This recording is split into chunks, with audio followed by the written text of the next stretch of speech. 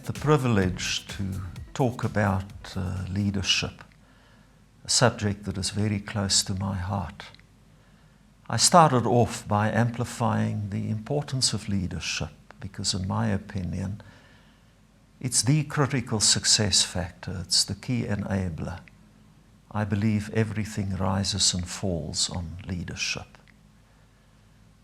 I shared the leadership lessons I learned. I made it clear that leadership is a responsibility and not a right.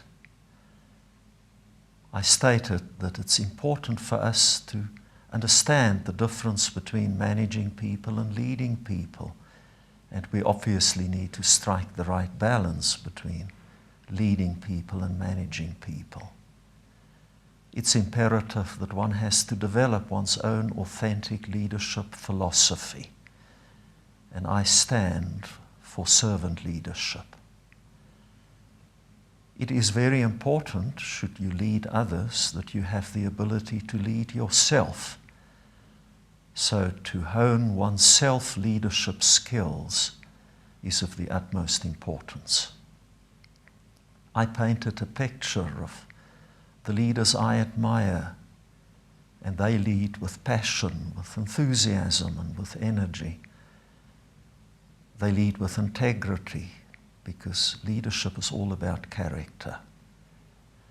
And they lead with humility. They never look down on people who look up to them. And they succeed in establishing a common purpose. They get their people to work together. They epitomize, the leaders I admire, the right values. They create an achievement culture. And yes, they put the interests of their people first. They have quality relationships with all their team members, relationships based on trust. And they are visible and accessible, and they can communicate effectively.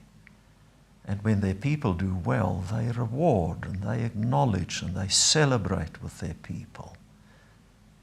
And yes, the leaders I admire deliver results, because effective execution represents the acid test of leadership.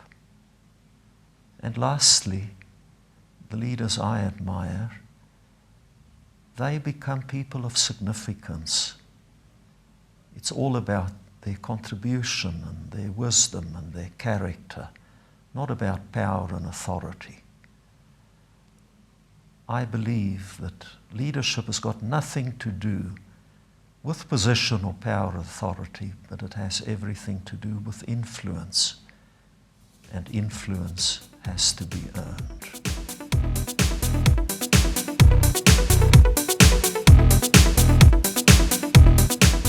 My message is that leadership, from a national point of view, has now become an important factor for South Africa.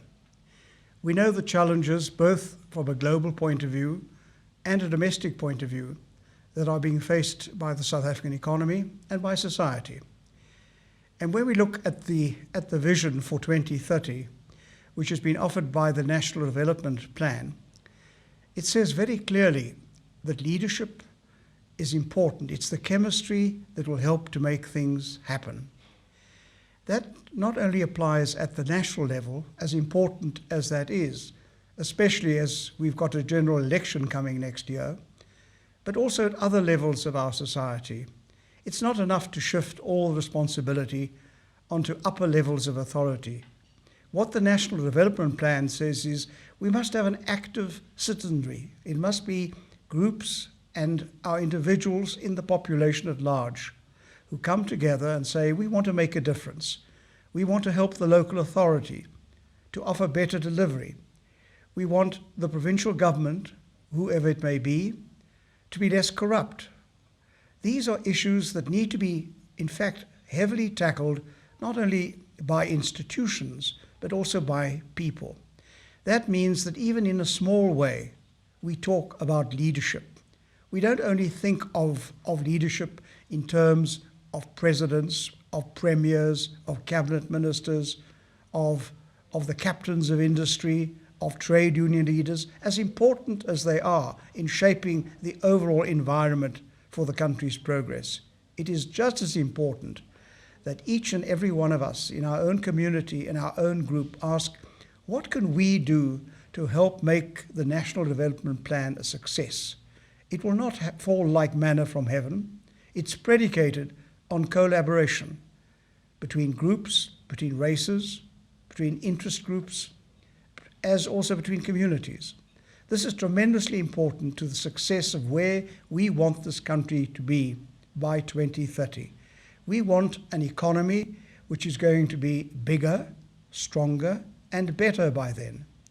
But this will not only imply that we put certain of the technical factors in place, but that we build on that through our collaboration and our leadership at all levels. Unless we do that, we are not going to get the outcomes we want. So it remains important, given the number of plans we've had in this country over the past few years, to address the issues of unemployment, poverty, inequality. If we want to make a big difference to this in terms of the National Development Plan between now and 2030, we will have to mobilize ourselves and our colleagues to make sure that we will make a difference, so that if we are doing this interview again in 2030, we will say, we were there, we made a difference, and now we're in a society that's offering a better life for all in South Africa. And that is the big challenge that leadership in South Africa at all levels now faces.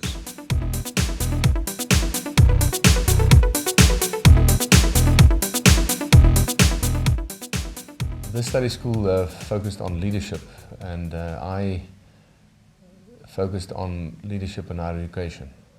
Two reasons for that. One is that the higher education sector is not doing as well as it should do.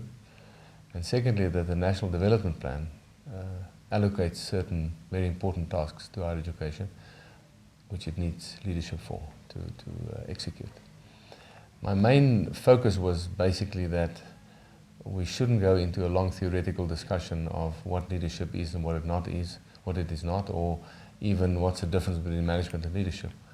But basically to say on a pragmatic level that leadership is what can be seen in action. We can talk about leadership seen in action, in accountability, in visioning, and in behavior. And it has to do with your own actions. It has to do with the environment that you create in an organization. It has to do with being accountable for your decisions and those of the organization. It has to do about your vision for the future and how you paint that picture and how people follow. Secondly, I spoke as in terms of a case study about the Northwest University merger in terms of these different elements of leadership.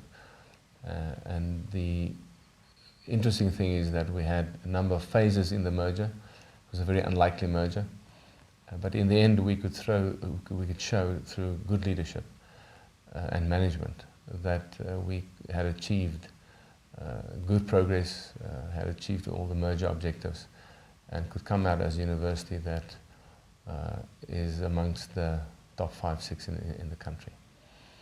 In terms of questions, it was interesting that a number of people asked what are the 3 main things or most important things in this regard and that regard. And I think in the question time, what came to the fore is that leadership is not simply doing or going against the stream. It sometimes is that too. But leadership is also sometimes reading the followers, reading the organization, understanding what's possible and what's not possible, and to have the patience for it. I made the point, for instance, that depending on what type of organization you lead, it may be easier to effect change or quicker than, for instance, in university. We ended up with a number of questions also about the country. What featured strongly was the problem of basic education, the unpreparedness of school leavers to come into the university sector. We spoke about what that should entail, change in that regard. But basically, we came to the conclusion that leadership must be seen in action. It's like a tree. You only know what kind of tree it is when you taste its fruit in summer.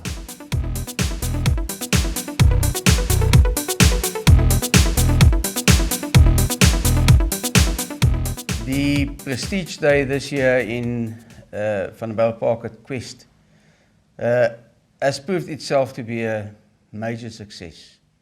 The scene was set this morning by Mr. Brand Pretorius that gave us a very simple and easy to understand definition of what leadership entails.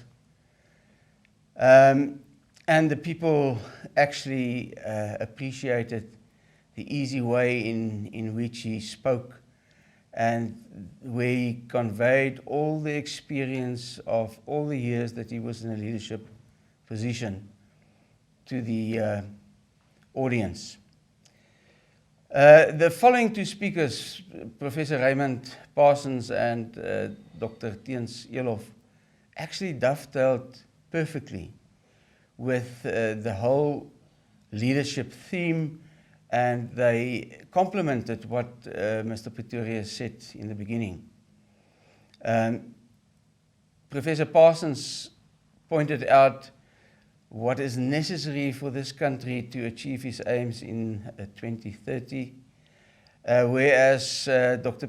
Elof showed us and discussed the merger of the Northwest University over the past couple of years that proved to be a major success. And in all the presentations, the role of leadership and the necessity for very strong leadership in this country was emphasized. Talking to the delegates, the students, the people that we invited from business sector, they marveled at the simplicity, but at the same time, the seriousness of this matter. And we hope that, and not only hope, we know that everybody that attended this session today can take something home and think about it in their own businesses, in their studies. I want to thank everybody involved with this process, and I think it's going to be a tough act to beat next year, but we will do our best to have another Prestige Day of the very high quality of 2030.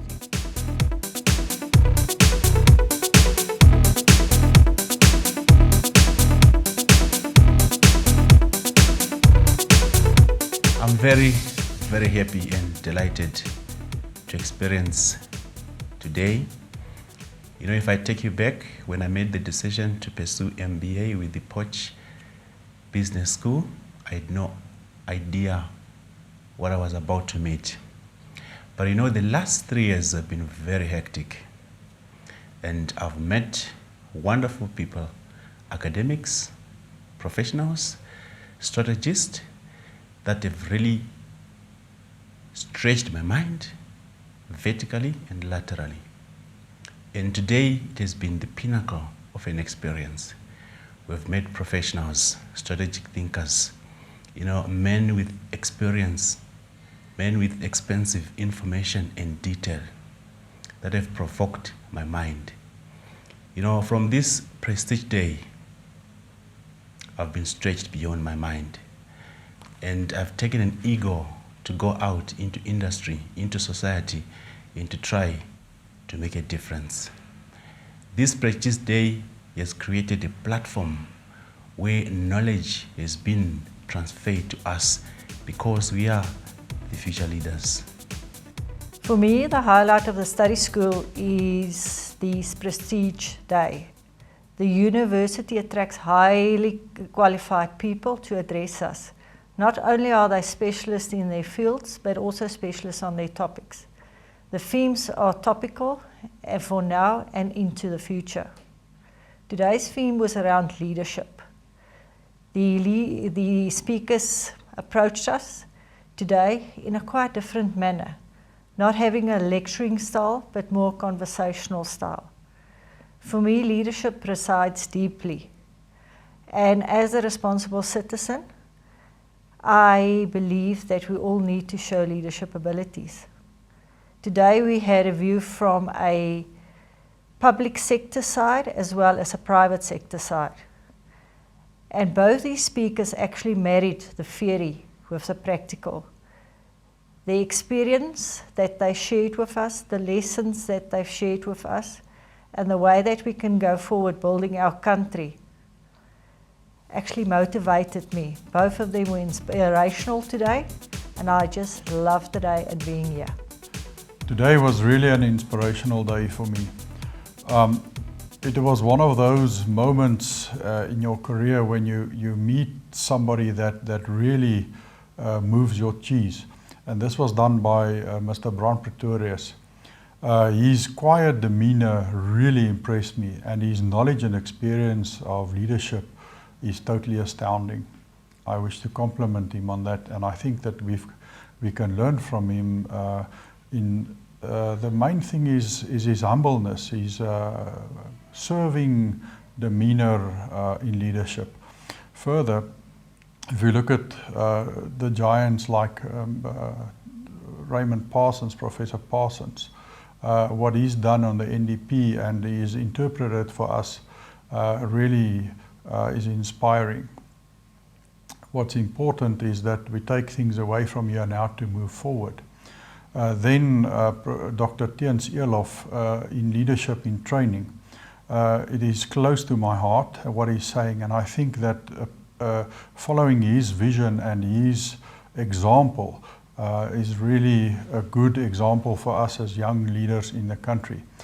So I wish to thank the PBS, Professor Tommy, for allowing us to attend this and for arranging this.